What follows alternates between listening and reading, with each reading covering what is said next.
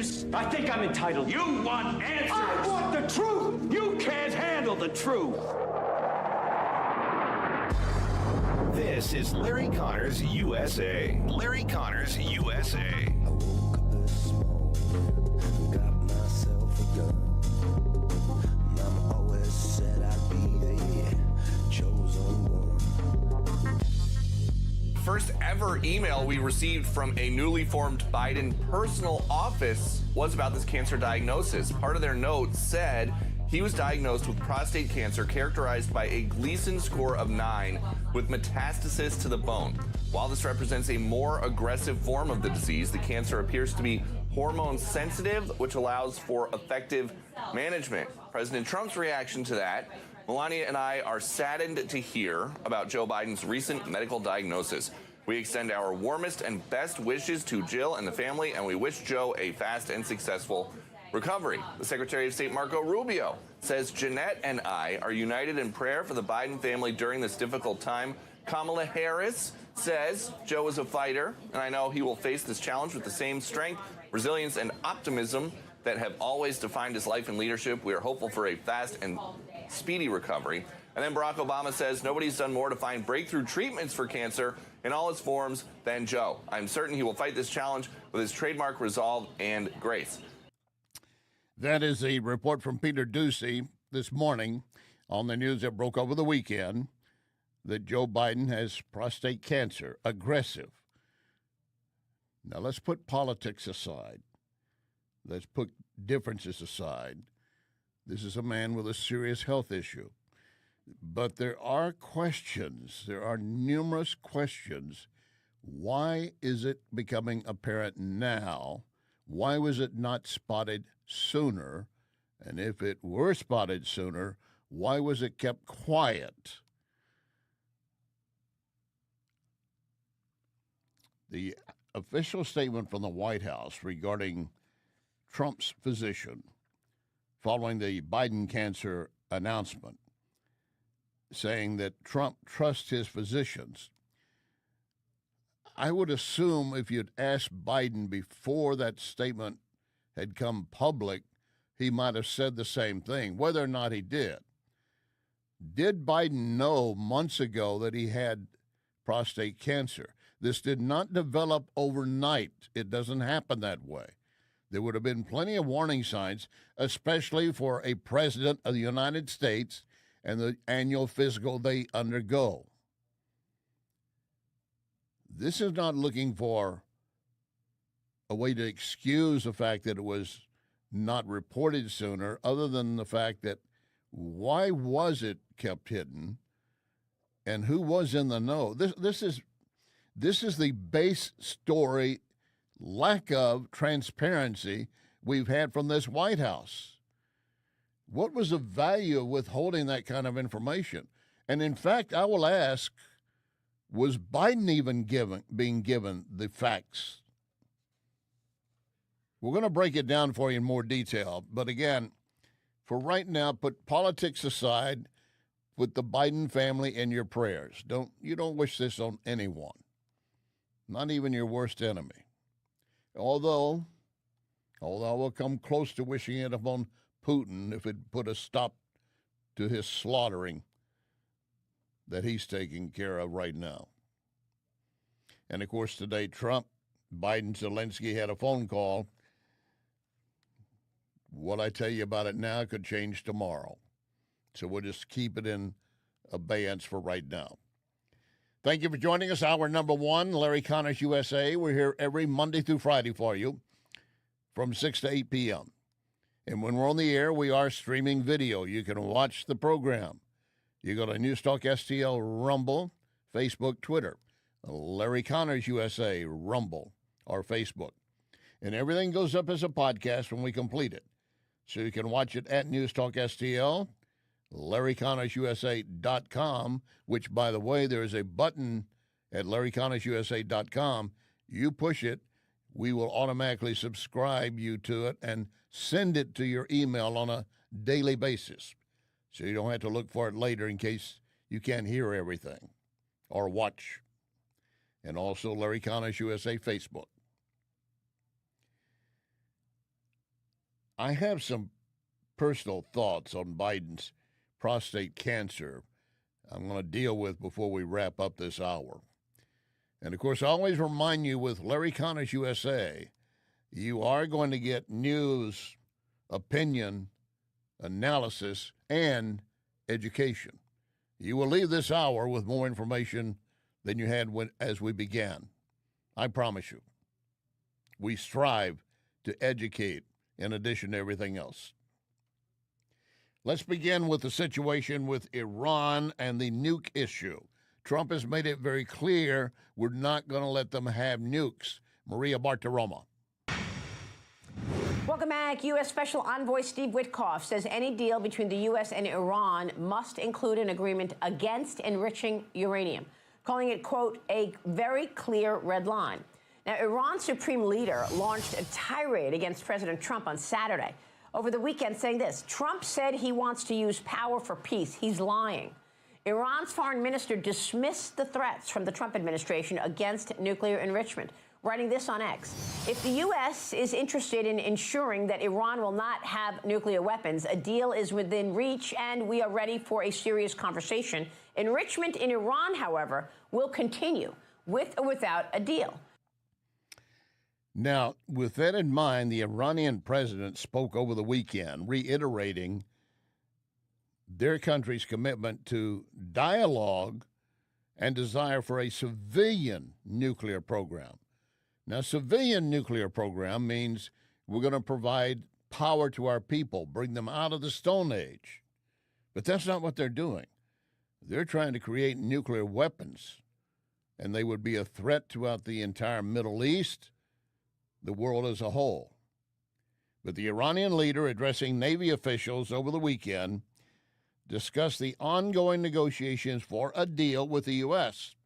And he said, and I'm quoting him, "We're not seeking war. We favor negotiation and dialogue, but we're not afraid of threats either.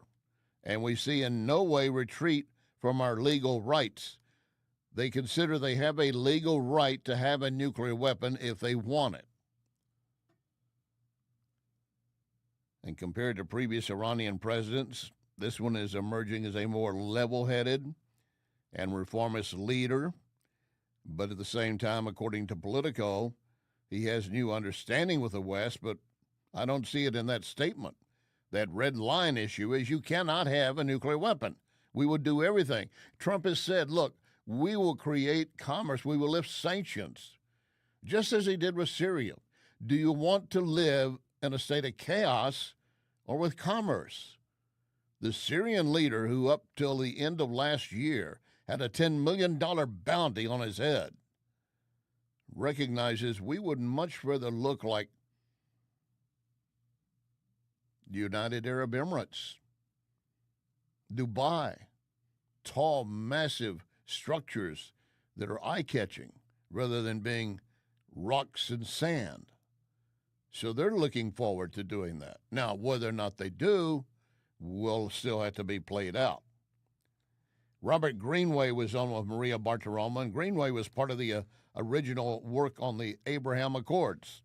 I think the president has again concluded that enrichment equals weaponization. And so that appears to be where the current talks are headed, at an impasse between Iran's insistence and belligerence in insisting that it must maintain the right to enrich, which isn't required for any peaceful nuclear program. But that, of course, is not what Iran has. Iran's ambitions are clear. They resurrected their nuclear program, and they're in a race to do it, closer now than they've ever been. And President Trump resurrecting his calls for the end of the JCPOA in 2016 and his first administration recognizing that as long as Iran maintains the capacity to enrich uranium, they'll have a pathway to a nuclear weapon. That's on full display now that 14,000 centrifuges allowed to be retained during the JCPOA are back in operation and have brought Iran to the threshold. So we allowed them to keep 14,000 nuclear centrifuges. Thank you, President Obama. When Trump came in, he shut sanctions. He imposed sanctions again on Iran. He got replaced by Biden. Sanction got lifted, so they're back in operation. Now we're shutting them down again. But here's the other key. The enrichment level that they are supposedly at now, they are already capable, once again, Robert Greenway, As the president stated, this is going to end one of two ways, either with cooperation or coercion. And in the end, the United States has demonstrated a capacity to do it, and this president means it, unlike the previous administration that appeased him with unlimited access to resources. And look, they're enriching now to 60%, not required by a civil nuclear program. Important to remember, it's not a 90% threshold that we're worried about. The bomb we dropped on Hiroshima was majority enriched to 50%, only a fraction to 80%. They're already there and developing a delivery system that's capable of reaching the United States. The threat couldn't be more real, and time is of the essence on this. And the president's trip to the Middle East shored up support for the United States and our partnership with partners and allies, an all-important signal to Iran as we get now down to the threshold in the end, perhaps, of these negotiations. And Greenway's statement stands clear. They are already there. They are at 60% enrichment, well beyond the confines of the 2015 nuclear deal that Trump withdrew from in 2018. They're already there. Secretary of State Rubio. Well, look, if you're able to enrich at any level, you now are basically able to enrich at weapons grade very quickly. I mean, that's just a fundamental fact, and everyone knows it, and that was the problem with the Obama deal. But the end goal here is simple. Iran can never have a nuclear weapon. And the president's preference, because he doesn't like war, the president's preference is to achieve that through a peaceful negotiation. He's a builder, not a bomber. That's what he views himself as, and that's what he is. He's a president that wants peace, and so he's offered that route. And that's one we hope the Iranians will take. But he's been very clear. Iran is never going to have the capability. They're never going to have a nuclear weapon. It's not going to happen. Yet on the other side, again over the weekend, the Iranian foreign minister commented saying Iran has received no written proposal from the U.S. about an agreement. He said, and I'm quoting what he put up on his social media, "Mark my words, there is no scenario in which Iran abandons its hard-earned right to enrichment for peaceful purposes." Stop it right there. They don't intend peaceful purposes. They intend more than that. Anyway, he said to peaceful purposes, a right afforded to other countries. Yeah, but the peace is the issue that you don't seem to understand. You know, since President Trump closed our southern border and put ICE back on the streets, we have made a lot of progress in reducing the worst of the worst illegals in our nation and stopping fentanyl, the inflow of that deadly drug. But FBI Director Patel says we need to look at the northern border also as a priority. In the first 2-3 months that we've been in the seat under Donald Trump's administration, he has sealed the border. He has stopped border crossings. So where's all the fentanyl coming from still? Where's the trafficking coming from still? Where are all the narco traffickers going to keep bringing this stuff into the country? The northern border. Our adversaries have partnered up with the CCP and others, Russia, Iran, on a variety of different criminal enterprises, and they're going and they're sailing around to Vancouver and coming in by air. And the sheer tyranny of distance of the northern border and the lack of cooperation from federal authorities in prior administrations to actually firm up that northern border is what's causing a continuation of violent crime. Now, we're focused on it. And we're calling our state and local law enforcement partners up there. But you know who has to get to step in is Canada. Because they're making it up there and shipping it down here. And I don't care about getting into this debate about making someone the 51st state or not. But they are our partner in the north. And say what you want about Mexico, but they helped us seal the southern border. The facts speak for themselves. The border that's open, I'll give you a statistic that I gave to Congress that nobody was paying attention to. Over 300 known or suspected terrorists crossed into this country last year illegally. Known or suspected terrorists, not illegals. Not just illegals, known or suspected terrorists. 85% of them came in through the northern border. There's your fact. 85% of those came through the northern border because he realized that's a little easier with all the focus on the southern border. And Kash Patel says they are making fentanyl up there. They're getting it from China. They're putting it together just as they were doing in Mexico. Dan Bongino, of course, assistant FBI director, says, look, if you're here illegally, and especially if you're on our target list, you can make sure you understand we will get you. You said illegal alien criminals and child predators are next in your ongoing crackdown. Oh, yeah. How are you going to do it? The illegal immigration problem with 20 million people came in. Yeah, okay, most of them probably were here to work in it, but a lot of them weren't. They were here to traffic in kids and fentanyl. If you were here illegally, the administration's approach, which the director and I have actioned through the agents in the field, is, listen, I'm speaking a bit hyperbolically, but correct me if I'm wrong, right? You're the lawyer. We're giving you about 5 minutes to cooperate. If you're here illegally, 5 minutes, you're out. Title 8, AEA, whatever we've got. We're not wasting an agent who's making, a decent salary, who we train. We're not wasting 3 weeks of his time to beg you for information for a proffer. We're not. We're kicking you out. The president's going to seal the border. Going to seal the border. Bongino being very direct about that. And the other thing in particular that he's targeting, those who deal in child trafficking. Yeah, we're at knock at the door. It's on Amazon. That's going to be us. This is a huge job. Not only does it destroy innocence. I said to everyone in the room, say week 2 or 3, when Cash and I put Restoring Justice together to go get these mutts off the street, these kiddie pornographers and these animals, right? I said to everyone in the room, I said, you know why it's going to matter to America? Because everyone in the room is a child or a parent, right? There's no immaculate conceptions here, right? I love Jesus, but there's no one in the room, right? I said, this matters. And not only that, it creates generational crime because abused kids then become abusers in a lot of these cases. I said, we have a chance right now. I said, we got to go make their lives painful, these bad guys. And we went and we locked up in a month, 400? We saved 115 kids. And you haven't even seen the beginning because those 400, a lot of them are talking. And when you log onto that network next, you have no idea what we're doing. You think you're safe in your dark web? I promise you are absolutely not safe. You have no idea what we can do. Good. And he is correct. Many child abusers were themselves abused in the past. Not making an excuse, it's just a fact. That's what they grew up with, and they think that's the way to treat other children, and then they can be in command. He's absolutely right about that. We need to get rid of the generations of that. And coming up in our next hour, we're talking about getting rid of the generations of welfare that exist in our country. Generations of it. But up next, the White House lies about the Biden health crisis and the timing. Questions, big questions. Lock and load. Ready on the right.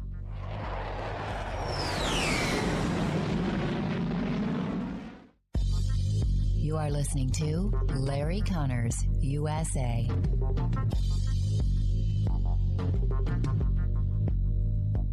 In all these years that Wellington Environmental has been my sponsor, I've never mentioned their duct cleaning services.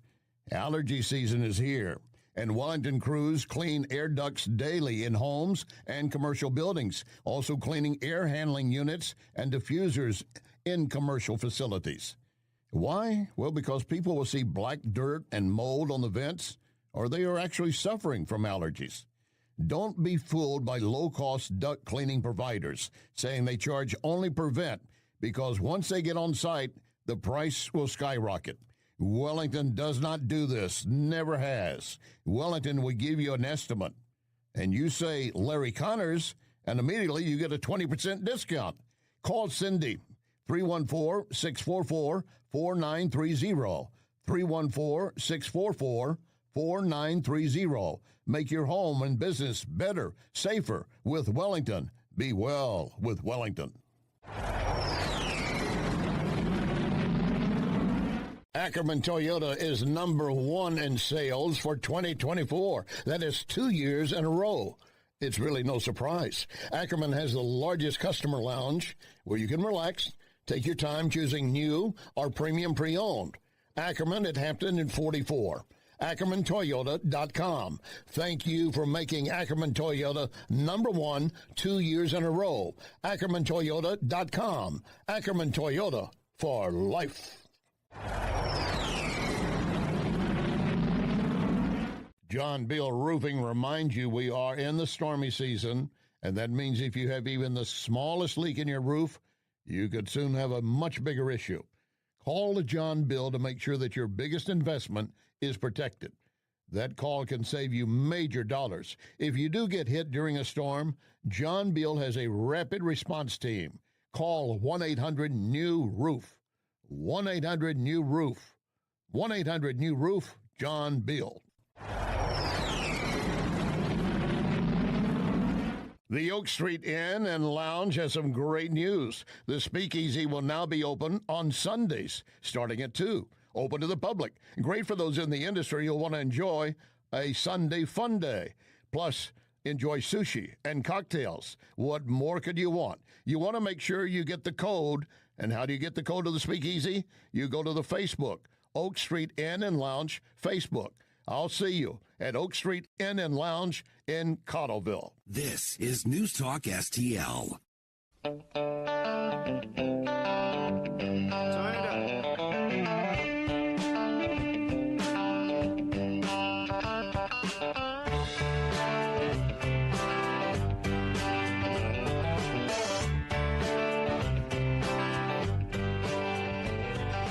This is Larry Connors USA. Larry Connors USA.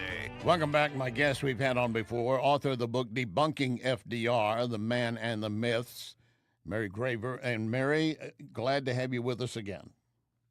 Well, it's great to be back. Thank you. Well, now, obviously, most who study any history know that for a long time the general public was unaware that FDR was in a wheelchair. They took special precautions to hide that from the public. How do you compare that to what we're seeing now with Joe Biden? And we're just coming out that he has prostate cancer and would have had to have it for months before the word became public.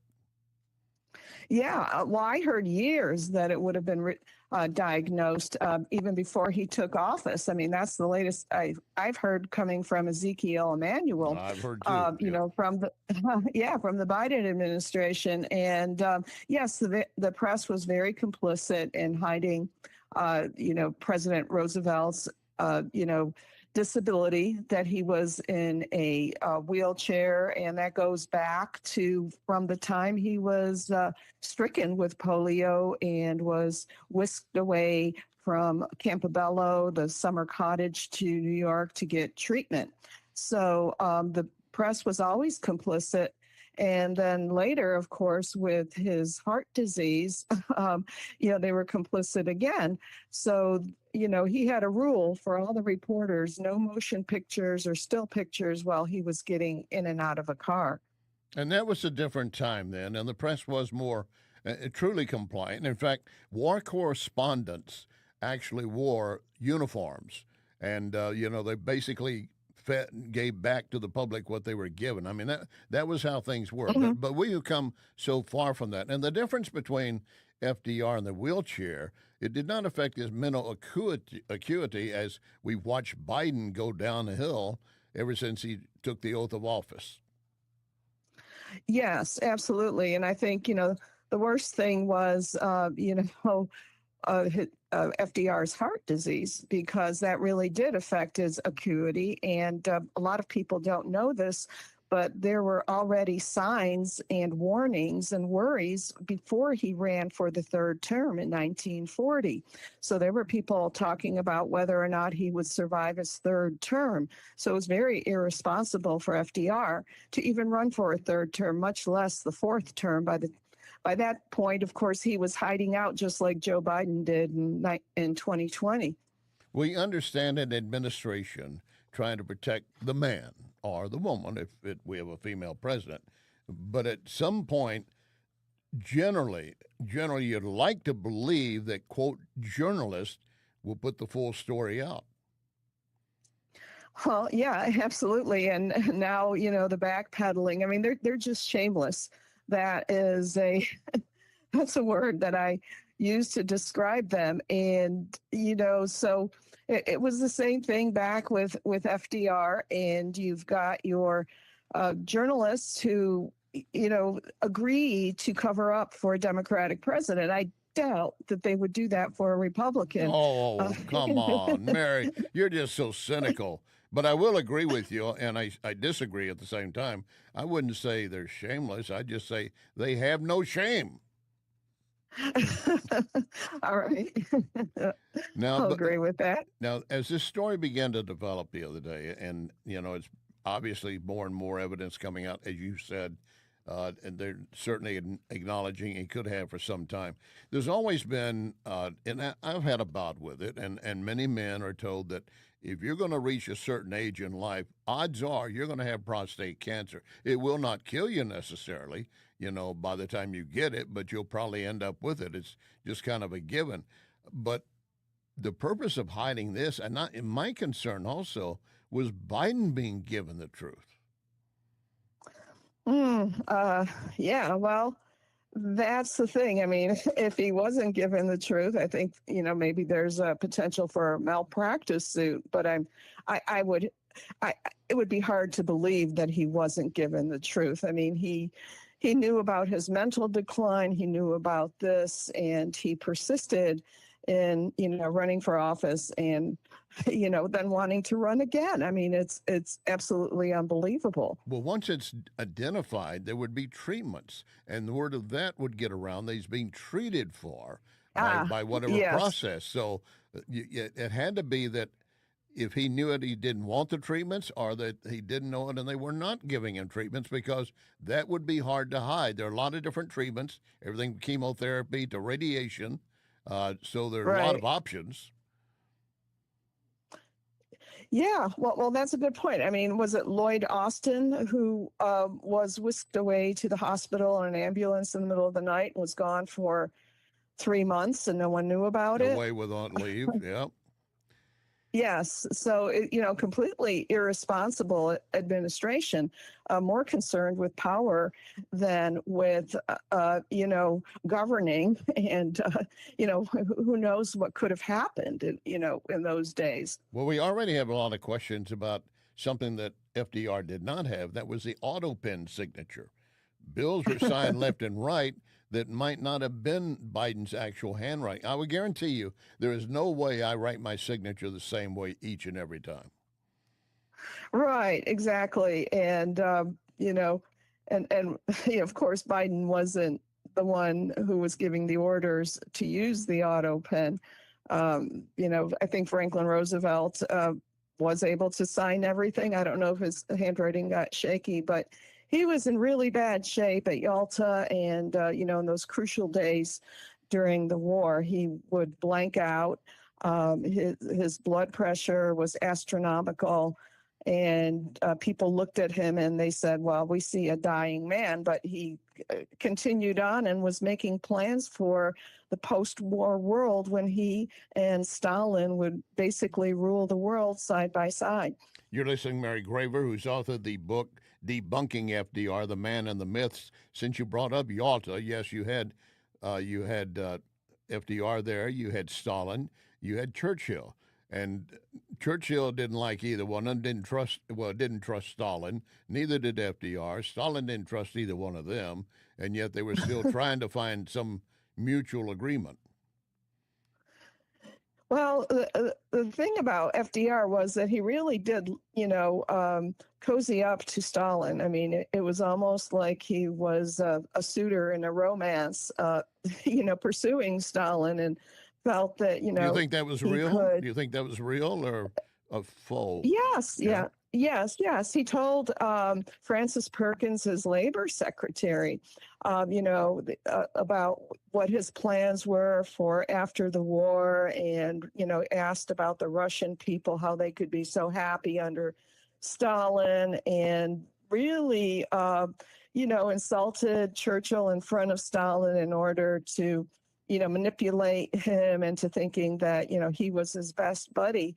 And no, he really did like Stalin and felt that he could negotiate with him, and that he had the charm and the personality to convince him to become a little more democratic. So Stalin would become a little more democratic, and the United States would become more socialist, and then there would be this happy medium where the United States and the Soviet Union would be on the same page after the war.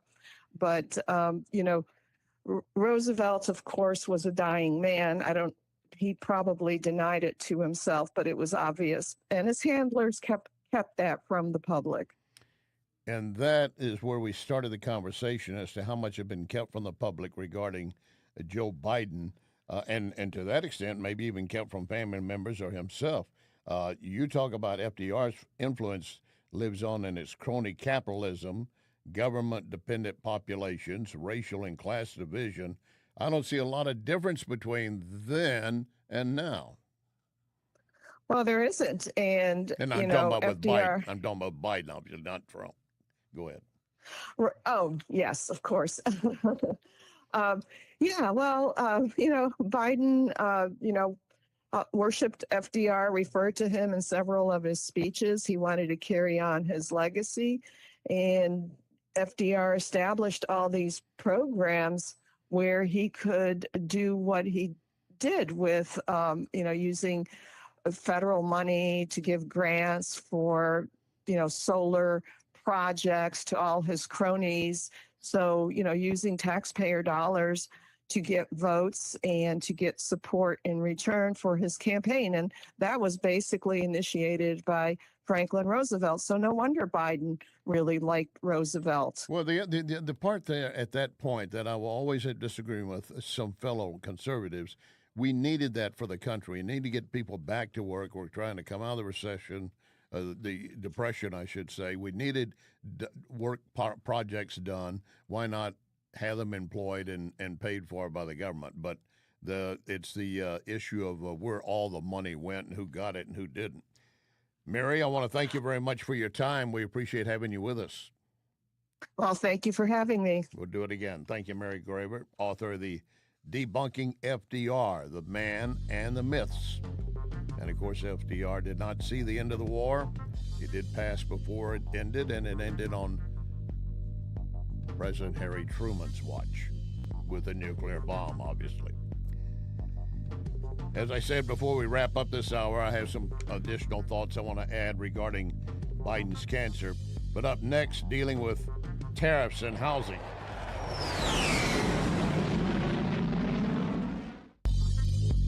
You can connect with Larry on Twitter at Larry Connors USA. I've got a phone number for you and a website where you can take a free, quick survey to learn how to use artificial intelligence, AI, to put your company on a fast track to the future.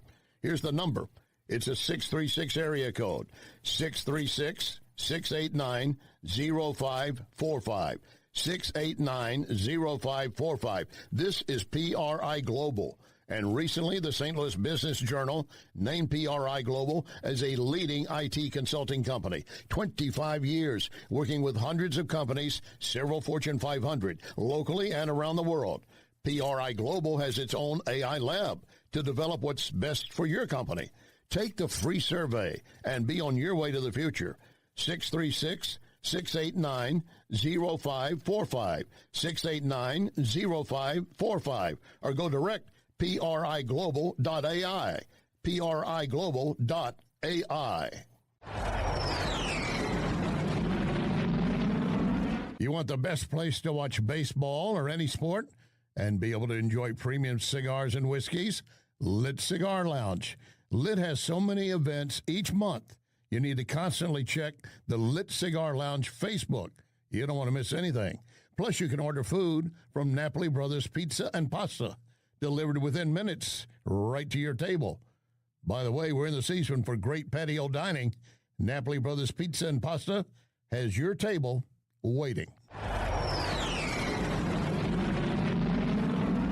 Renewal by Andersen has a great deal for you. $279 off every window. $729 off every patio or entry door. No payments. 0 interest for 18 months. Andersen products increase a home's value by at least 15%. Renewal by Andersen is the full-service window and door replacement division of Andersen. RBA STL. RBA STL.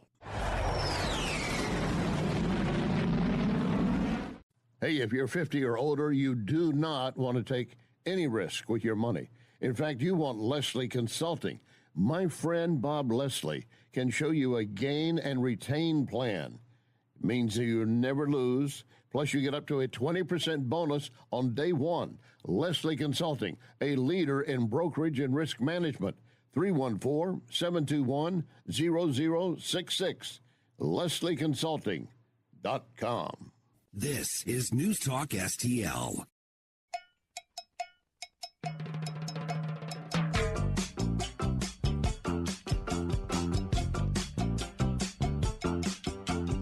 All my friends know the low rider. The low rider is a little higher. This is Larry Connors USA. Larry Connors USA. It's very important for everybody to understand why we're being so aggressive on the timetable and why this really is so important. This is the vehicle through which we will deliver on the mandate that the American people gave us in the last election. You're going to have historic savings for the American people, historic tax relief for American workers, historic investments in border security, at the same time that we're restoring American energy dominance and we're rebuilding the defense industrial base, and we're ensuring that programs like Medicaid and SNAP are strengthened for the U.S. citizens who need and deserve them, and not being squandered away by illegal aliens and persons who are ineligible to receive them and are cheating the system. And look, the tax cuts, is critical. We're going to make the 2017 tax cuts permanent. We're going to eliminate taxes on overtime and tips, as the president promised. New tax relief for seniors on Social Security, and we're going to cut taxes on job creators. So that will help everybody across the country, at the same time as incentivizing American-made production and manufacturing. This is a big thing. We cannot fail, and we'll get it done for the American people. That is Speaker Mike Johnson talking about that big, beautiful bill that Trump wants to go through the House and the Senate. Now we're seeing some pushback among senators as well. Some are saying, we're not so sure we want all this. And if we'll take a look at it, they're talking about maybe doing it in bite-sized chunks, not the great, big, beautiful bill. Several sticking points remain as Johnson's trying to push it through. They hope to get a full floor vote in the House by Thursday on it. But whether or not it's going to exist as we see it now, that's yet to be seen. But what we are seeing is that many of the senators, according to this piece from the Hill, let me share it with you. Always try to give you the sources so you can double check, make sure I'm not making it up, which I would never do for you. But the Hill says Senate Republicans say the House drafted bill has, quote, problems. Now, that's not the final bill, by the way, but the House drafted bill. And they want to take a second look. They want to break it into smaller pieces in hopes of getting the president's less controversial priorities enacted into law before the fall. Now, that might end up being a great idea. That's exactly what they're planning, but even moderate Republicans say they are opposed to proposed cuts to Medicaid. Fiscal conservatives say it doesn't go far enough in cutting the deficit. I've got to stop and say that. When they write proposed cuts to Medicaid, don't start pulling your hair out or setting it on fire. We're not talking about cutting people off from Medicaid that truly deserve it. We're talking about cleaning the rolls of people who are scamming it, taking money that should be going to those who deserve it. Now, whether or not that's going to be a big enough issue, I'm not sure. One source said while proposed cuts in Medicaid face stiff opposition in the Senate, GOP negotiators have yet to make much headway on the reforms to SNAP, that is the Supplemental Nutrition Assistance Program, which conservatives are also targeting for cuts. But I cannot let it go unsaid. Every cut and adjustment they're talking about is not to penalize those who deserve it and need to be on it. It has to do with those who are raised generationally on welfare. And we're going to spend more time on that in our second hour, as you hear from the HUD Secretary Scott Turner. We've got to stop having generation after generation living on the teat of the government, not getting out and doing a job they have no interest in it. Well, we're going to change that. And, of course, we also have the issue with the tariffs. How much will we get done and how fast? A lot of people, I heard it over the weekend from some, well, these things aren't being done fast enough. Said, do you want something done quickly or do you want it done correctly? And that's the key for me. But here's Treasury Secretary Bessent. I can tell you that with a few exceptions, the countries are coming with very good proposals for us. And I look at these proposals and they want to lower their tariffs. They want to lower their non-tariff barriers. Some of them have been manipulating their currency. They've been subsidizing industry and labor. And I look at these proposals and I think these are excellent proposals, but I wonder, how did we get here? How did the previous administrations allow this to happen to the American people? Yeah, that's the key. And it's not just on Biden, and it's not on Trump the first time around, nor is it all on Obama. It goes back a long ways. We've allowed it to just kind of grow. It's like a spider web up in the corner of your ceiling. Not bothering you that much. You see it up there, but it's too much trouble to get the broom out and reach up there and clean it up. And you look back up there a couple, 3 weeks later, it's a little bit bigger, and it's got a few bugs stuck in it. And then you think, well, maybe I do need to get it down. Do I spray it, or what do I do now? Breitbart is even pointing this out. Breitbart, obviously conservative, stating President Trump's tariff offensive has led European officials to cut their growth forecast for the year and next year, even a best-case scenario in which the highest rates on most goods could be negotiated away. The Dateline is out of Frankfurt. It says Trump's tariff offensive, pushing them to revise growth forecast in Europe. And the forecast for the year for the 20 countries that use the euro currency was cut to 0.9% from the previous forecast of 1.3%. The forecast for 2026 cut from 1.4 to 1.6. Now, when I say 0.4 and 0.6, that doesn't sound like a big difference, but in the world of economics, that's a major difference. One reason, they're looking at the stagnating economy in Germany. They were expecting growth to be zero this year after 2 years of shrinking output. Germany's economy is heavily dependent on exports, but has faced, no kidding here, strong headwinds from higher energy costs due to the Russian natural gas being cut off and the invasion of Ukraine. Ronald Reagan himself warned Germany, do not become dependent upon Russia. And they did. It came back to bite him in the butt. So the proposal for a 20% U.S. tariff or import tax on any goods from Europe, in addition to suspending it for 90 days, just mean uncertainty. The economy commissioner says this, we are in the darkest days since the COVID-19 pandemic. That's really a stretch. It really is.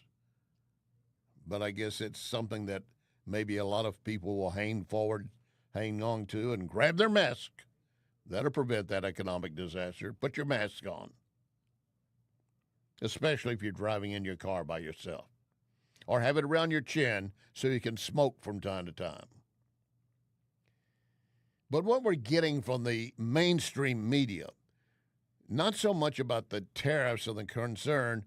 Jake Tapper, a perfect example. What about that plane that Qatar is giving Trump? You're a hard-nosed businessman. Even if Qatar isn't asking for anything in return now for the jet, I mean, that's a bill that could come due. Nobody in the Middle East gives things just to, or anywhere in the world, just gives a $400 million jet just to be nice. Well, I don't know, Jake. The French gave us the Statue of Liberty. The British gave us the Resolute desk. I'm not sure they asked for anything in advance. And the more important airplane deal was there's $100 billion of orders from Qatari Airlines to Boeing. Kelly Ortberg, the CEO of Boeing, was with with us in the Middle East. This is the biggest order in the company's history. So, I think that plane deal is much more important than this other one. Well, I will just say about the Statue of Liberty, I mean, that was authorized by Congress, and it belongs to the American people. It doesn't belong to whoever was president at the time. Well, I think that this plane would be a gift to the American government. Of course it is. It's a gift to the Defense Department to be outfitted to be the new Air Force One until Boeing can finish its job on the brand new Air Force One. They have been working on that new Air Force One longer than it took us to fight World War II. Did the Biden administration have anything to do with slowing it down? I don't know. But if Trump takes this plane, they outfit it properly, make sure it's not being used as some kind of spy vehicle for Qatar or any enemies, then we can use it until he gets the new one. It's not Trump's plane. And how many times when Tapper said, nobody gives money away without something in return, how many billions did we give Ukraine without asking for a single thing in return? Now we are. We're working on Ukrainian mineral rights. And then you get this goofy ball Walz, who would have been, I shudder to think. I shudder to think that Kamala would have been president, but that Walz would have been vice president, and he wants you to believe that Trump is out there like the Gestapo rounding up illegals. Donald Trump's modern-day Gestapo is scooping folks up off the streets. They're in unmarked vans, wearing masks, being shipped off to foreign torture dungeons. No chance to mount a defense, not even a chance to kiss a loved one goodbye, just grabbed up by masked agents, shoved into those vans, and disappeared. To be clear, there's no way for us to know whether they were actually criminals or not, because they refused to give them a trial. We're supposed to just take their word for it. And when duly elected members of Congress tried to exercise their constitutional right of oversight at an ICE facility, they get shoved around and threatened with arrest. And when courts told them repeatedly to knock it off, they brazenly defy them. So they defied the courts. And they were pushing their way into an ICE detention center. They could have requested, we want to come in and look, and they would have arranged for it. But they couldn't chance security for you just charging in. And there's Wallstein. They're being rounded up without even a chance to kiss their loved ones goodbye. How many Americans have been killed by illegals without having a chance to tell their loved ones goodbye? How many? So the revelation that Biden has aggressive prostate cancer should be a warning to all men. But most experts do agree that Biden's story is different, mainly in the cover-up. That story when we continue. You are listening to Larry Connors, USA. The Napoli heritage of fine dining continues with Napoli Kirkwood. Napoli Kirkwood, now open. So add that to Cafe Napoli in Clayton, Napoli 2 in Town and Country, Napoli 3 in St. Charles, right next door to Napoli C. And don't forget about Napoli Brothers Pizza and Pasta in the district, Chesterfield Valley. All of those locations, plus now, open, Napoli Kirkwood. This is Larry Connors, USA. Larry Connors, USA. You can miss prostate cancer, but most of the time regular screening picks it up. A sitting president, I would expect to have advanced screening.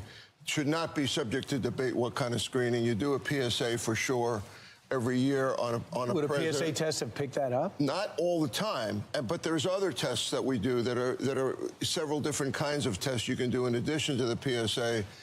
But the PSA would pick it up the majority of the time.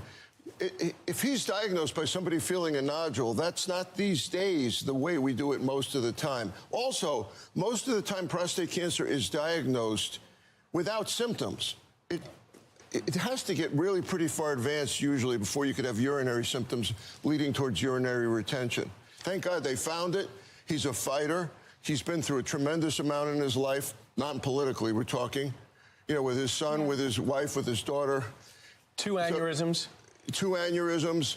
atrial fibrillation. You know, he's been through a lot health-wise, but I am absolutely shocked that they didn't find this earlier. And Dr. Siegel, now that we know it's metastasized, it's in his bone, how long has this cancer been in his body?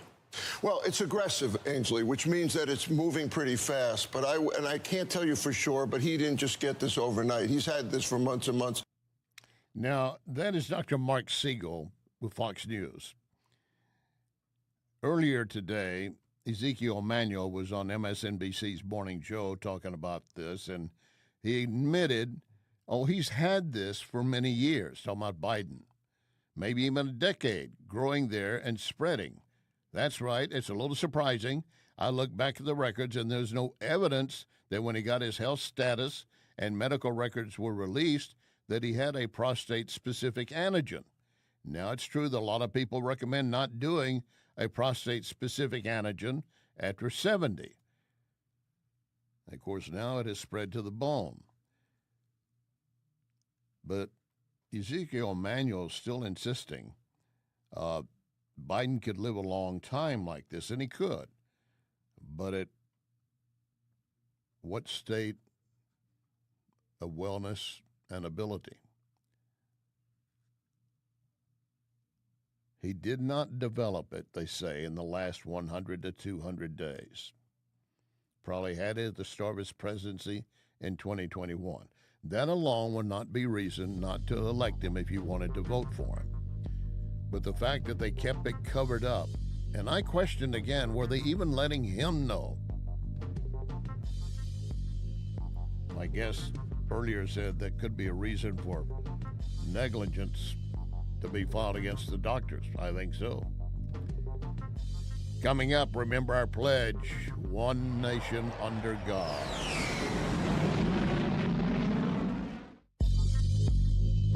You can hear podcasts of this program at Larry Connors USA Facebook. Larry Connors USA Facebook. John Bill Roofing reminds you we are in the stormy season, and that means if you have even the smallest leak in your roof, you could soon have a much bigger issue. Call the John Bill to make sure that your biggest investment is protected. That call can save you major dollars. If you do get hit during a storm, John Bill has a rapid response team. Call 1-800-NEW-ROOF. 1-800-NEW-ROOF. 1-800-NEW-ROOF, John Bill. Great patio season to enjoy any of the Cafe Napoli locations. How about the Napoli Brothers Pizza and Pasta in Chesterfield? Enjoying coal-fired pizza, nothing else like it. Napoli Brothers Pizza and Pasta in Chesterfield. A few doors down, Lit Cigar Lounge, where you can enjoy premium cigars and whiskeys. Check the Lit Cigar Lounge Facebook for details, plus gift cards for friends. I'll see you at Lit Cigar Lounge in Chesterfield. Ackerman Toyota is number one in sales for 2024. That is 2 years in a row. It's really no surprise. Ackerman has the largest customer lounge where you can relax, take your time choosing new or premium pre-owned. Ackerman at Hampton and 44. AckermanToyota.com. Thank you for making Ackerman Toyota number one 2 years in a row. AckermanToyota.com. Ackerman Toyota for life. It's that time of season when families, businesses are moving. For local or long distance, I endorse McGuire Moving. Get a date set soon before the schedules are booked. 314-241-0600. 241-0600. McGuire is constantly giving back to our veterans, such as Support Dogs for Our Brave. So with McGuire, you're getting excellent service and helping our vets. McGuireMoving.com. So many times, Vincent's Jewelers has helped me surprise someone special. Vincent's locally owned can do the same for you, and you don't have to break the bank to get something really nice, maybe even customized. The smile you're going to get back from that special someone, priceless. Check VincentsJewelers.com every day because new items are arriving and there are special deals. Vincent's, my only jeweler. VincentsJewelers.com. VincentsJewelers.com. VincentsJewelers.com. I can tell you how to get a free quick quiz to see how artificial intelligence can boost your company's potential. You go to priglobal.ai, priglobal.ai. St. Louis Business Magazine listing PRI as one of the leading IT companies, and PRI has its own AI lab to develop what your business needs. priglobal.ai, priglobal.ai. This is News Talk STL.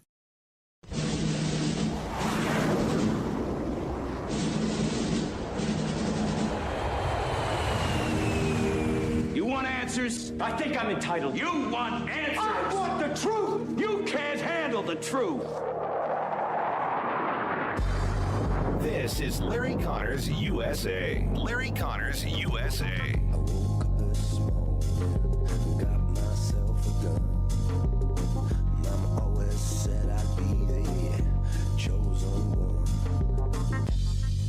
After a first 100 days that shook up the domestic order in the United States, Trump is now trying to shake up the world order. President Trump came to the Middle East pronouncing what you might call the Trump doctrine. There are no true friends or enemies, just economic interests. When previous American presidents talked of spreading American values, democracy and human rights, Trump offered a different vision. Far too many American presidents have been afflicted with the notion that it's our job to look into the souls of foreign leaders and use U.S. policy to dispense justice for their sins. He basked in an extravagant and luxurious reception in the Islamic world as he heaped praise on the leaders of Saudi Arabia, Qatar, and the United Arab Emirates, and the massive investments they've promised to make in the United States. They have a lot of money, and I want them to spend the money in the United States. It's a reset of American policy and a reset for Donald Trump, who promised a ban on Muslims coming into the United States as a key pillar of his first campaign. That is Jonathan Karl of ABC News, but I need to correct something right away. He didn't promise a ban on Muslims. It was an issue of radicalized Muslims. He's not anti-Muslim. He's anti-jihadist.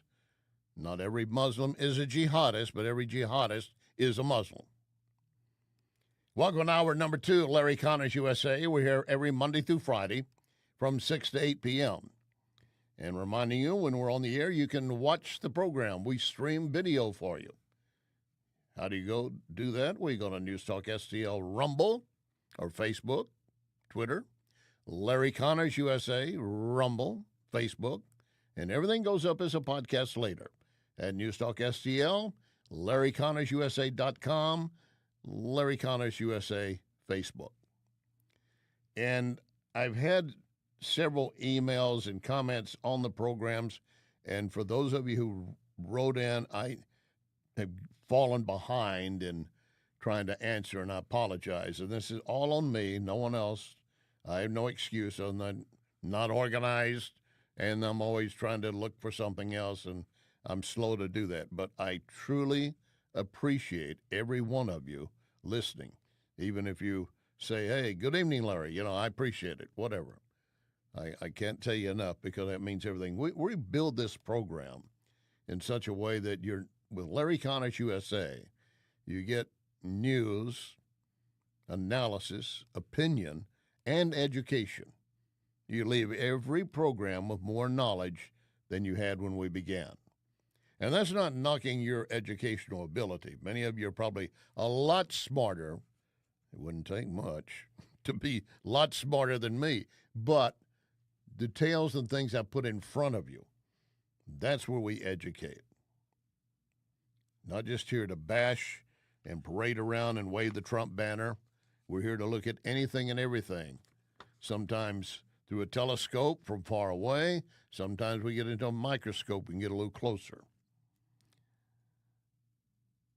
So ABC's John Karl was talking about, and he's right, that Trump, when he made that trip to the Mideast last week, he was looking for a way to basically reset arrangements. I mean, he made a point to go to Saudi Arabia and to Qatar and talk to the new president of Syria, saying, look, we will help you build your country back. Do you want chaos or do you want commerce? He's using commerce as a way to bring these people to the table in war, because if you're going to be trading, you've got a lot of chances and opportunities to enrich your country, in addition to yourselves, if you're the leaders, obviously. But you can't do it if we're going to be fighting every step of the way. Once again, as Jonathan Karl was evaluating the Trump visit. Throughout the trip, Trump talked about his push for a nuclear deal with Iran. On Friday, he announced that a proposal had been given to the Iranians, while taking a carrot and stick approach. Iran wants to trade with us, okay, if you can believe that, and I'm okay with it.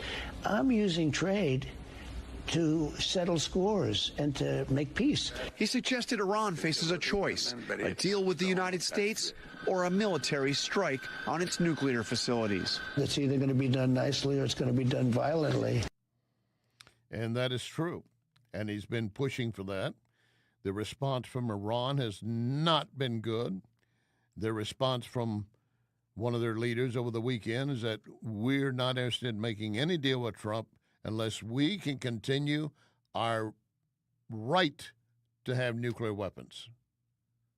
No, there's some people, it's like, do you want to give a shotgun to a 5-year-old? No, I don't.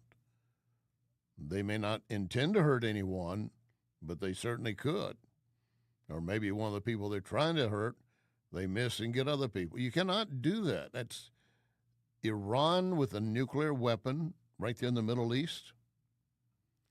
Israel announced the other day that, in fact, it came in late last night, probably part of the news today as well, that they are going to continue to hold Gaza.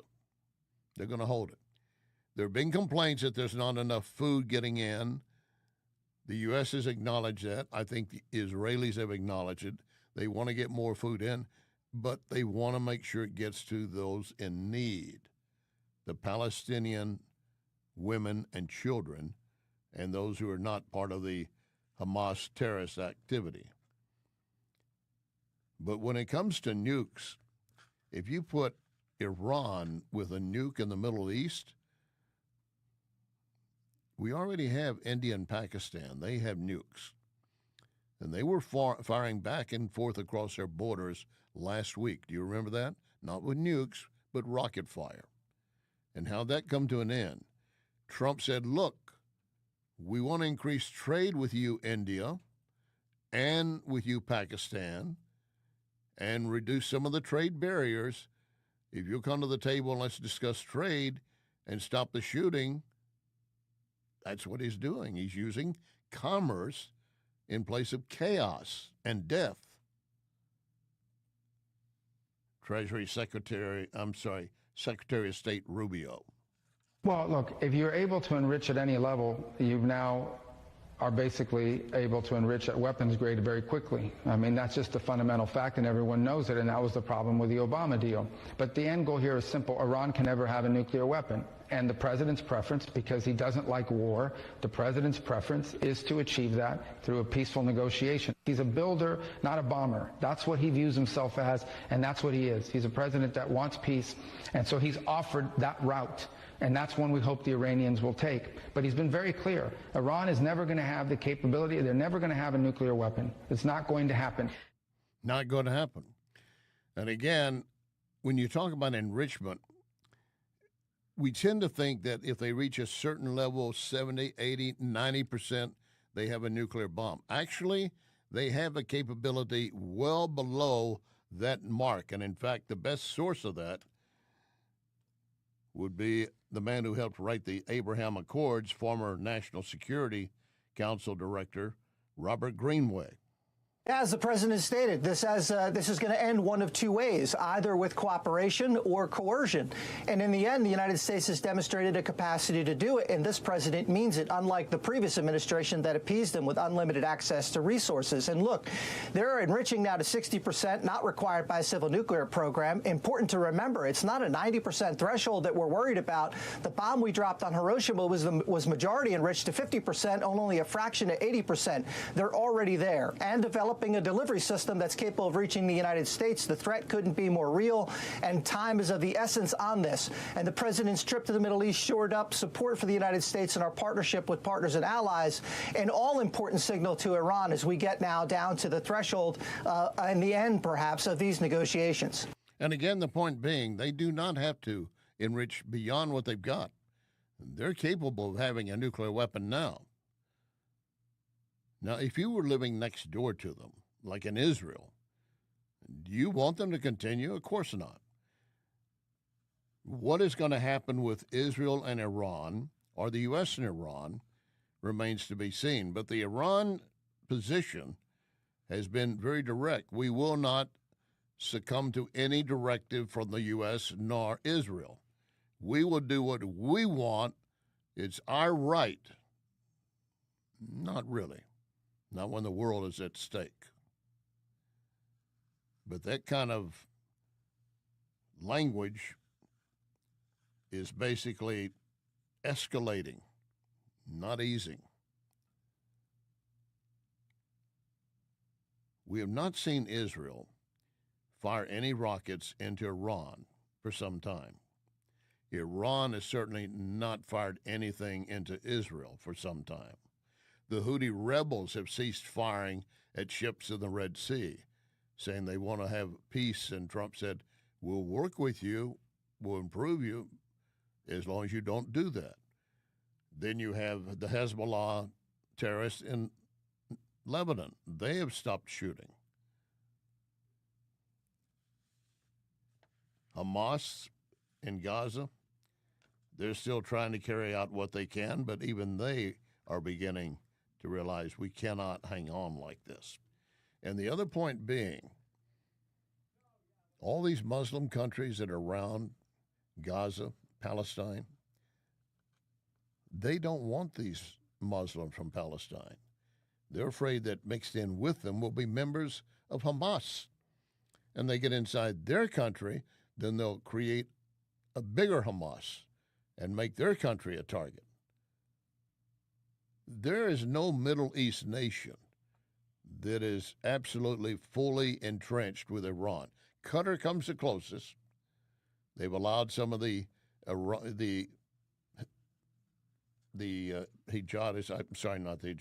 jihadists and the leaders of Hamas to be in Qatar. I still take offense at that they're letting their leaders dine it up in fine luxury hotels and places they've got in Qatar while their people are suffering. But that's for them to work out. Everyone is watching to see what the new Pope would do, Pope Leo XIV. Well, already some members of the LGBTQ community are condemning that he might try to return the church to the more orthodox religion. The appointment of Pope Leo XIV sees a return to the Catholic Church's roots. The new Pope confirmed in a meeting with the Vatican diplomatic corps that the family is founded on the stable union between a man and a woman. This position is a far cry from the former Pope's blessing of LGBTQIA+ relationships, which is sending liberal Catholics into a tailspin. I'm a little concerned about this choice for the LGBTQ plus community. In 2012, he gave an address to bishops, and he lamented the popular culture fostered and sympathy for beliefs and practices that are at odds with the gospel, and that's a quote. And then he cited the homosexual lifestyle and alternative families comprised of same-sex partners and their adopted children. I think that Pope Francis certainly made great changes in terms of embracing the LGBTQ plus community and extending blessings to the community. And I hope that this is that this Pope doesn't roll back. It's not a matter of rolling back. It's reasserting what the religion is. Pope Leo has reiterated the Catholic Church definition of marriage as a union between a man and a woman. That's a very clear and definitive statement. A marriage between a man and a woman. Also affirming that homosexual acts, and I'm quoting, are intrinsically disordered. All that aligns with traditional Catholic doctrine. It is true that Pope Francis was more of a liberal to that extent, and yes, he did reach out to them more, but Pope Leo XIV is not necessarily anti the people that are in that. He's anti what they're doing. He has expressed a desire for a more inclusive church. The same thing that Francis did. But he also makes it clear that while we're united, we must have certain things we agree on and we accept as part of our faith.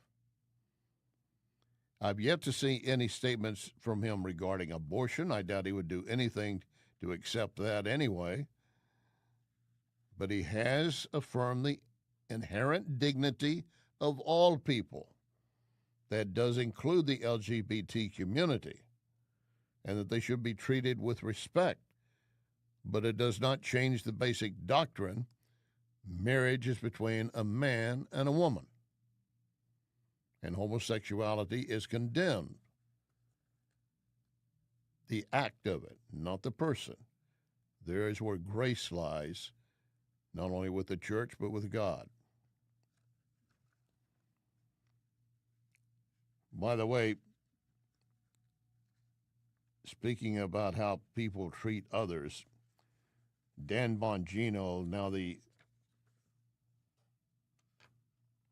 Deputy Secretary to Patel for the FBI, said, "I've seen all the Epstein files." Are you listening? "I've seen all the Epstein files," and he killed himself. Epstein was not murdered. That's according to Dan Bongino in his current position, Deputy Director of the FBI. And here's something that happened. Supreme Court stripping 350,000 Venezuelans from protection from being deported. That means that Trump can move forward to deport these 350,000. They don't have to have, quote, a day in court. Had only one noted dissent. But basically, they can be deported. Coming up, how we have turned from a nation of work ethic, in many cases, to a nation of what can I get for free and by doing nothing? And the generations raised on that very concept. You'll hear from our housing and urban director in a moment on that very point. It's a time to recalculate. Get off the government teat. Go to work. Lock and load. Ready on the right.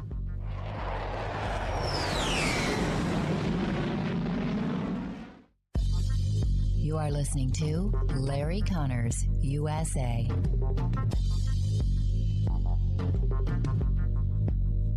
I want to tell you more about Wellington Environmental's dustless blasting services. Wellington can blast paint, grease, graffiti, even stripes off parking lots. Truly amazing and powerful. But can Wellington blast something more sensitive? Yes, Wellington can use dry ice to blast soot and odors off smoke-damaged surfaces right after a fire. Currently, Wellington uses dry ice to clean mold off wood inside a home. Why? Well, dry ice immediately disappears, turns into a vapor. That means no mess to clean up, no damaged surfaces.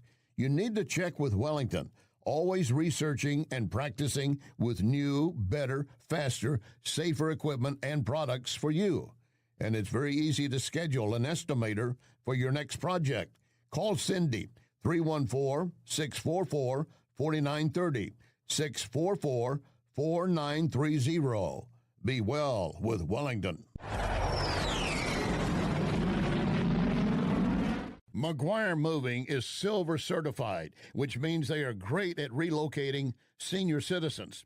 In fact, McGuire is a household name because McGuire understands the stress involved when moving older adults. So if you or family members need help moving, I highly recommend McGuire Moving. 314-241-0600. 241-0600. Get a free in-home estimate. McGuireMoving.com. I've got a great evening planned for you. We start with dining at the Oak Street Inn Lounge in Cottleville. We enjoy sunset on the rooftop, then down to the speakeasy. Just one visit, you're going to see why I'm always talking about the Oak Street Inn and Lounge. Plus, you might want to plan a staycation, a romantic getaway. Check out OakStreetInnandLounge.com for various events this summer. Oak Street Inn and Lounge, Cottleville. Oak Street Inn and Lounge, Cottleville. This is News Talk STL. Jesse got trapped in a coal mine, digging in the dark black pearl.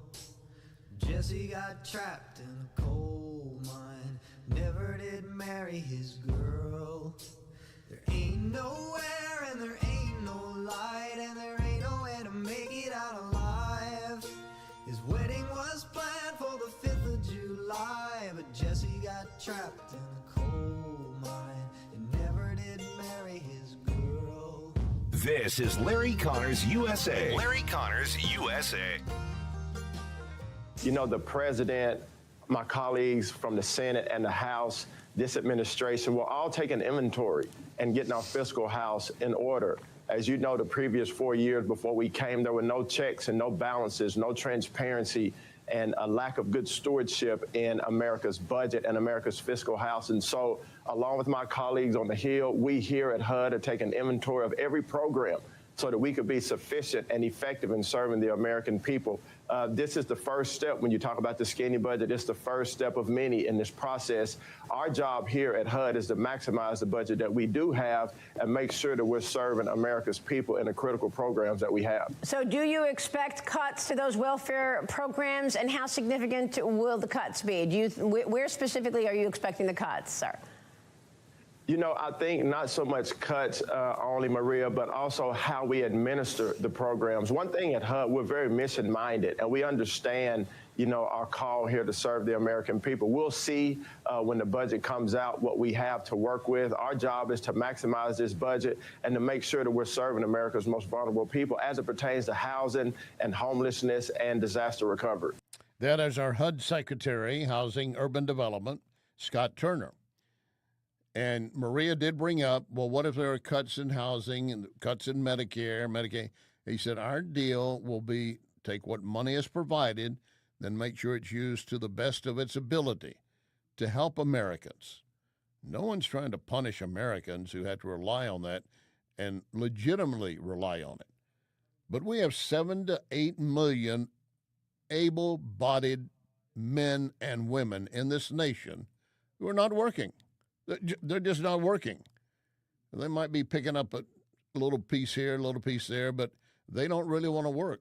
Mindset, maybe drugs, but they also realize, hey, I can go stand on a street corner and I'll get enough fools to come by and give me some change or $1, and at the end of standing out there for 8 hours, maybe I walk away with $60 or so, untaxed, which would be like $80 or more if you were working someplace. But they don't have to show up on time. They don't have to adhere to anything, even hygiene. Just stand on the corner and collect. And that absolutely burns me every time I see it. When I see someone able-bodied that's out there in the heat, walking up and down the line of the cars, holding a sign, help me, homeless, and yet they could walk half a mile in any direction, they're probably going to find a place that is offering jobs. Now, do they have a mental condition or something else that would keep them from holding a job? Or is it they just don't want to? Well, hell, everybody would like to be on vacation forever. I could be on vacation forever now at my point in life, but I love doing this program. I want to contrast what I see on the streets with what I saw this last weekend. My oldest grandson graduated from a private school, but I look at all these bright, beautiful faces of all colors and ethnicities, these young men and women, 17, 18 probably, maybe some a little older, maybe some a little less, but they're beaming with excitement of what they've achieved, as well they should. This is a very tough school. Some might have graduated at the bottom. Some might have been the top. Most were in the middle, but they graduated. They accomplished something. And they did not go to that school planning to go back out on the street and just panhandle. They're going to go to work. I'm looking at a report of the Labor Secretary, Lori Chavez de Rima, in an interview with Breitbart News, said that Donald Trump's entire focus during his entire career has been about protecting and advancing working class interests, and the fruits of his labor are now paying off. By that, she said, if you look at his career, it was really about coalition. In his first administration, he moved forward on it. This one, he's all in. One, I think everybody's voice wants to be heard. He gets that as an American citizen. So if you're talking about the American workforce, if you want to be heard as an American worker, then you want someone who understands what everybody's been going through. And she said, yes, I grew up the daughter of a Teamster. My dad worked for 30-plus years around the clock and to provide for his 3 children and the family. My mom was also a working parent. We were kind of latchkey kids. And then building a business with my husband and understanding the business side. She said, Trump understands all that, and he wants to encourage it. In my personal case, I was not, quote, a latchkey child. Mom stayed at home. I'm sure she had some talents at work if she had applied them, but Dad wanted her to be home for us, and thank God we could do that.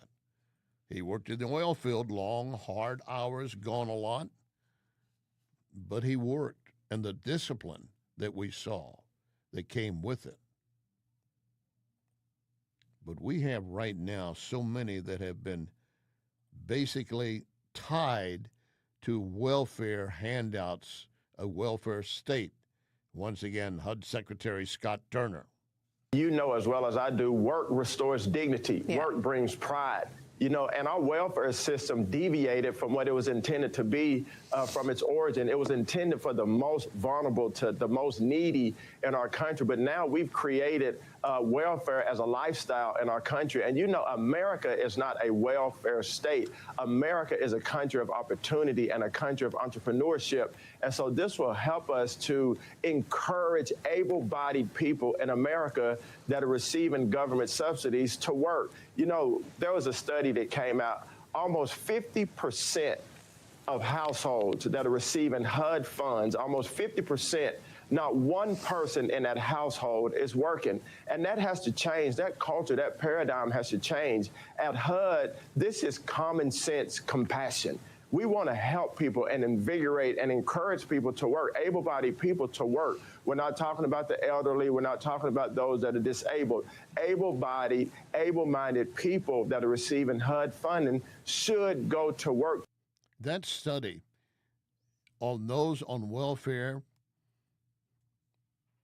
that out of 50% of them, not one person in the family had a true job. That means they're sucking up the milk intended for others. But you will hear from the left, well, we need to throw more money in there and make more people you buy votes, but you don't buy any happiness that way. And you have more people realize, well, if they're just going to give it to me, why do I have to work? The Trump administration is trying to close a book on the last big unfinished business from our financial crisis. We all remember what happened in 2008, many still paying the price for it. Fannie Mae and Freddie Mac all were stuck in a federal conservatorship, and now it's going to be basically putting them back out. And by that, it would have the largest IPO in American history. The new low-cost loan program would be the largest middle-class building boom since post-World War II. 65% of American workers have been left out of a home because we've had these federal dollars tied up. And why did they get tied up with Fannie Mae and Freddie Mac? Because they were forced to give loans to people who had no chance of paying it back, who didn't even have a job. That's changing. And in fact, again, Scott Turner said, I was just at a home and what I saw was appalling. I was visiting one of our public housing authorities, the residents that live there in a city in our country, and I was visiting with them about the deplorable conditions that they live in one of our public housing authorities, which we're taking inventory of all of those as well. And I heard the story, the testimony of one young lady said, I have been living in this public housing authority in this project since 1973. That means she has been living there since birth or shortly thereafter. And so because of that, her mother, probably her grandmother, raised her there. She's living there. Now she's raising her children there.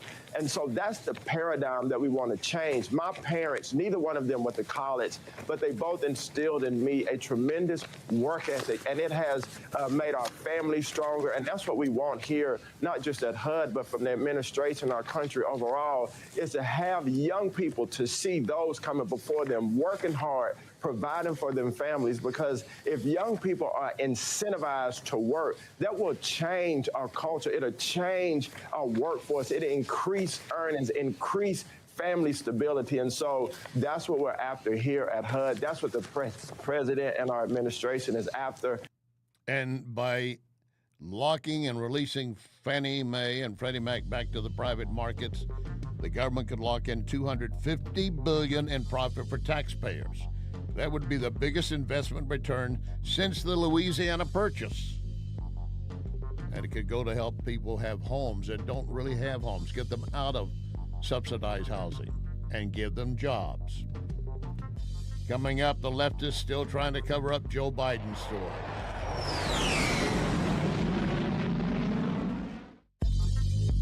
You can connect with Larry on Twitter at Larry Connors USA. Question: are you looking to unlock the full potential of artificial intelligence for your business? I want you to meet my friends at PRI Global, named by the St. Louis Business Journal as a leading IT consulting firm. 25 years helping local and worldwide companies. PRI Global has a free survey to determine where your company stands in your AI journey. You simply go to priglobal.ai. priglobal.ai. And I also have a phone number, so get ready to copy that number. And I'll remind you that PRI Global has its own AI lab, creating, adapting, developing, pushing the boundaries for what AI can do for you. Here's the number, 636-689-0545. 636-689-0545. Or visit priglobal.ai. priglobal.ai. Here's great news. Napoli Kirkwood is now open. So that means fine dining right in the heart of Kirkwood. So you have the original Cafe Napoli in downtown Clayton, Napoli 2, Town and Country, Napoli 3 on the streets of St. Charles, right next door to Napoli C, plus Napoli Brothers Pasta and Pizza in the Chesterfield Valley. All of those locations, and now adding Napoli Kirkwood. What a great place to dine. Napoli Kirkwood, now open. Renewal by Andersen wants you to know this. Andersen products increase a home's value by at least 15%. Renewal by Andersen is the full-service window and door replacement division of Andersen. How do you get through it? You go to rbastl.com, and here's a deal. $279 off every window, $729 off every patio or entry door. No payments, zero interest, 18 months. RBASTL.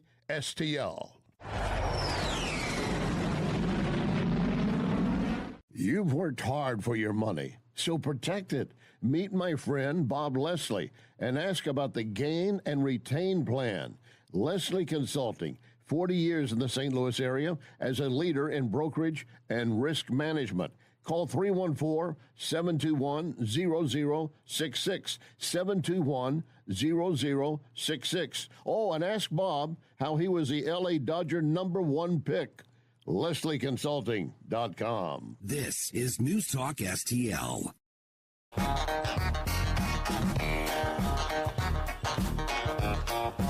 Very superstitious, writings on the wall. Very superstitious, letters about to fall. This is Larry Connors USA. Larry Connors USA.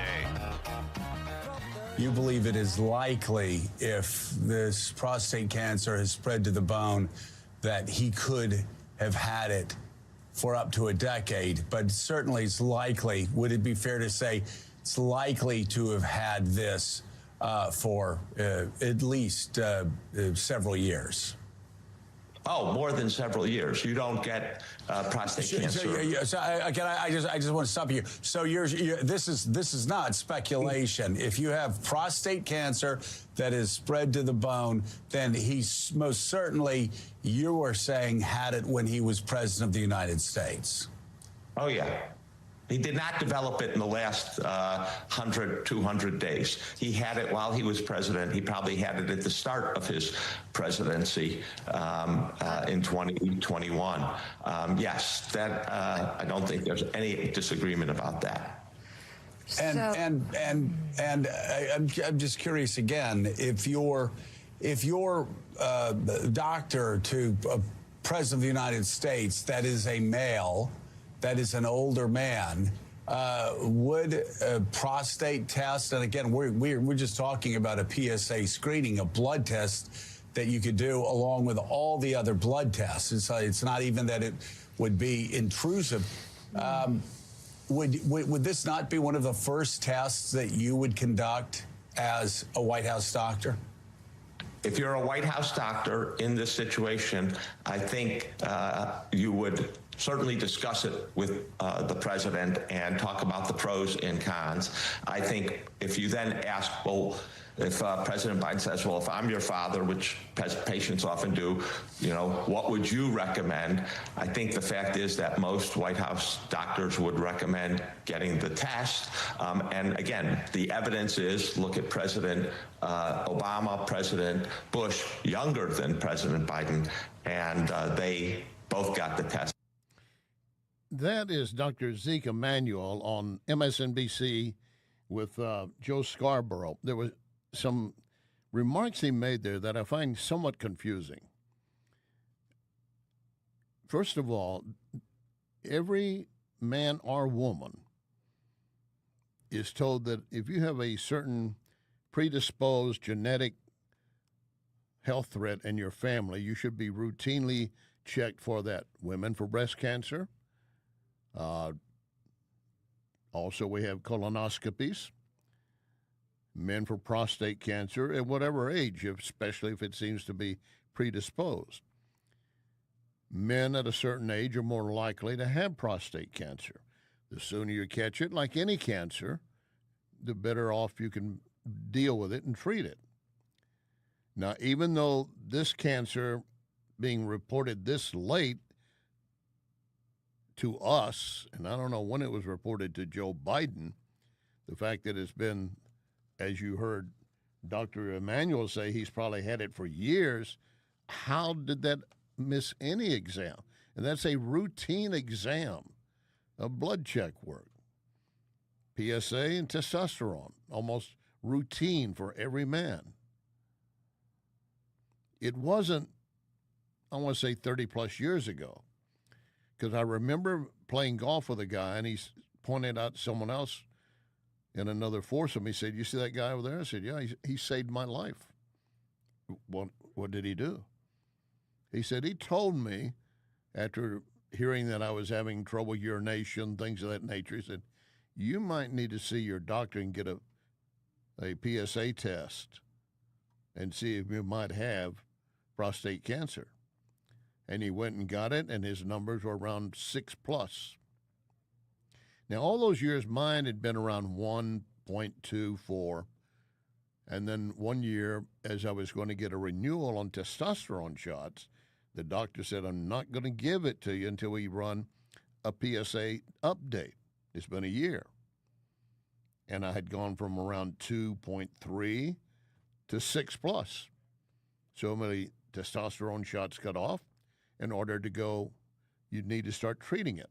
It wasn't a matter of options, of the sense that you can either treat it or not treat it. It's a matter of, do you want radiation or chemotherapy, things of that nature.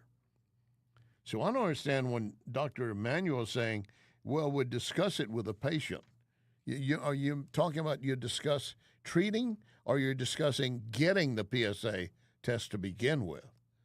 That should be a given, especially if you're looking out for the President of the United States. Which then brings the other issue up. Is it possible, knowing the lack of transparency in this administration, they did know that he had it.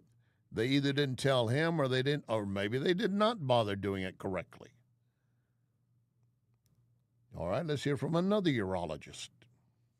It's very unlikely that someone could get annual checkups and not notice a PSA elevation over the past, this is what I typically would see in a VA hospital, where a patient hasn't had medical attention in 10 years, presents to an emergency room with bone pain, and then they find that it's metastatic prostate cancer.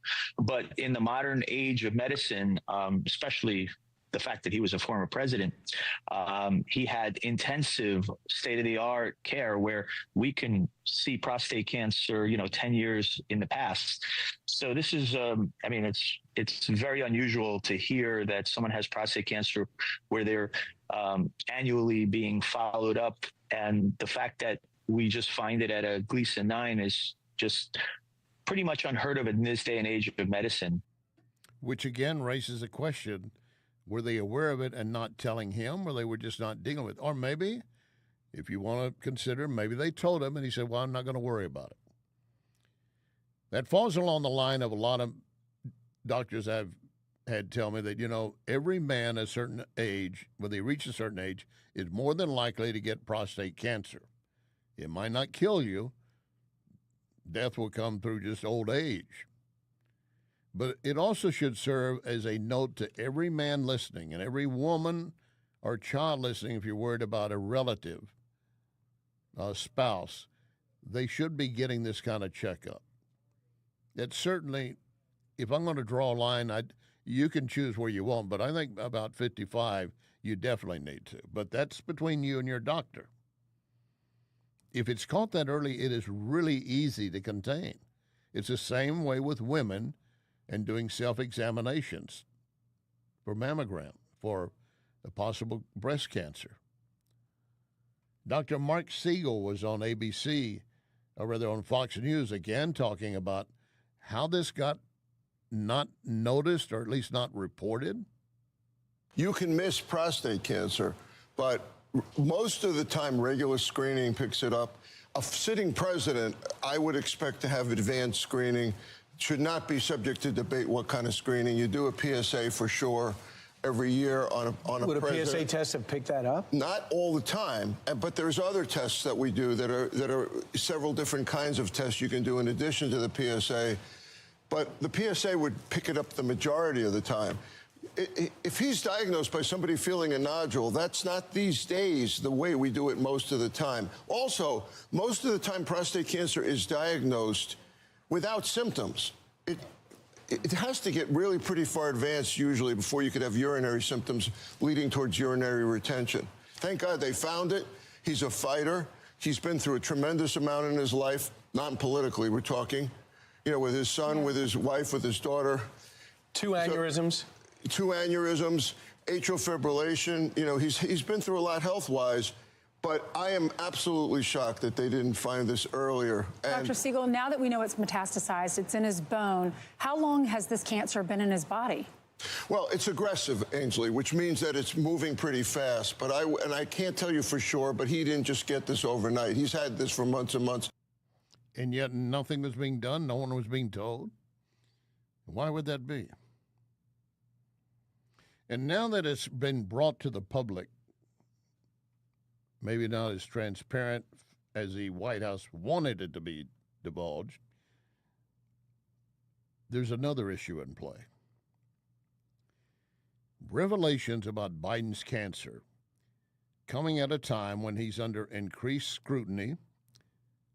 The Hur report, of course, that was released to investigators showing that why Robert Hur decided there's no sense putting this man on trial for anything because his mental ability is not there. He can't even seem to remember on a particular date if he was president or not. From that investigation, the Hur report being released into Biden family corruption in general and monies, one man took to social media to express what many, maybe even you, are now thinking. So I'm sure you've heard by now, because the whole world's heard by now, Joe Biden has been diagnosed with aggressive prostate cancer that has metastasized into his bones. So let's call it for what it is. It's a terminal diagnosis. It's terminal cancer. The chance of him living a year is not great. They're going to tell you all sorts of things, but isn't it convenient that just in time to stave off all the conversations about the Robert Hur recording that has just been released, where Joe Biden doesn't know when he was vice president, doesn't know when his son, Beau, died, doesn't know when Donald Trump was elected president, it is completely obvious that everything we said for years and years about Joe Biden is exactly true. He had no ability to run this country, which is why we had the auto pen. So just in time for that, we get this terminal diagnosis of cancer. You can't pick on a guy who's got cancer. Look, when I talk about Joe Biden having dementia, I'm not taking shots at Joe Biden. I'm taking shots at everybody around him, Jen Psaki and all the people that protected Joe Biden. Didn't he just have a complete physical last year? Didn't they check his PSA numbers just last year? And yet somehow, within 1 year, it's gone from aggressive into his bones metastasized. I think they may have known this as well. Terminal cancer for Joe Biden, that's what I'm going to call it. Just in time to get the conversation away from the fact that he was in no condition to run the country for 4 years. Now, again, that is one man's opinion, but I think it really reflects many.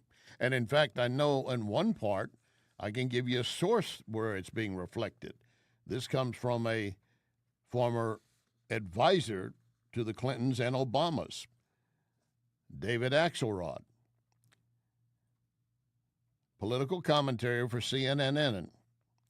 He suggested any discussions about former President Biden's mental acuity should be muted and set aside in light of his recent cancer diagnosis. In other words, the man's suffering. He's going to die. You got quit picking on him. Show some grace, some leniency.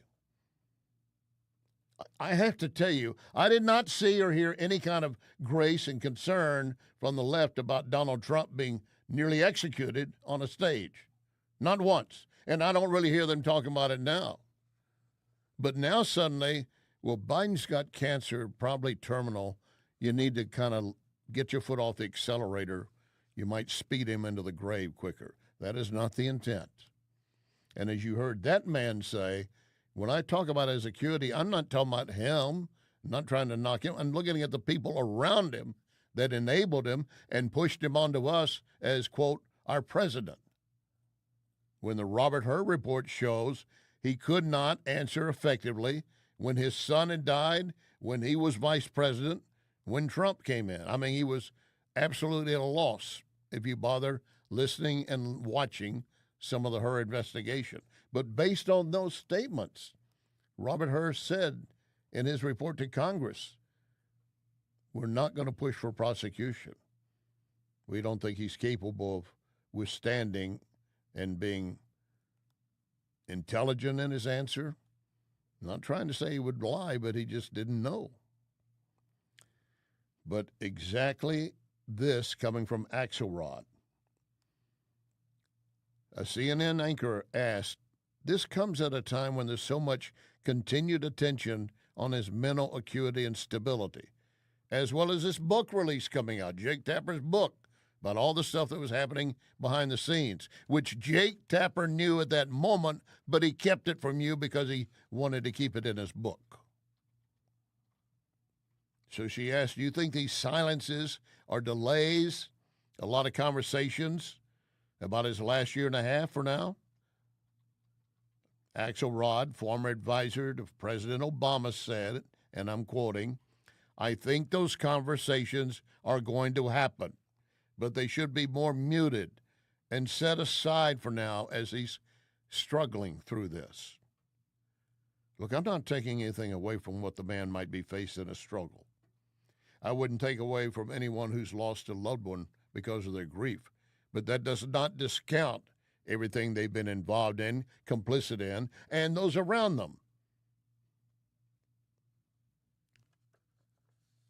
And again, they make a point that this coming out just as CNN, Jake Tapper, and they're releasing their book tomorrow titled Original Sin, and they claim that, look, this book is just going to basically say what was happening. Stuff we didn't tell you is what it amounts to. And Axelrod said, this is a stressful time for Biden. He said, Jake's book coming out, going to get a lot of attention, a lot of reflection on his decision to run again. But all this, the cancer diagnosis supersedes that. And everything should be put on pause. I take no joy in Joe Biden being diagnosed with cancer. But I'll be damned if we're not going to continue to point out his failings. And I'll remind you of our pledge, one nation under God.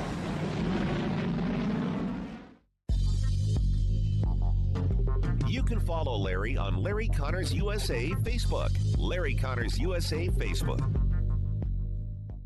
This is Larry Connors USA. Larry Connors USA.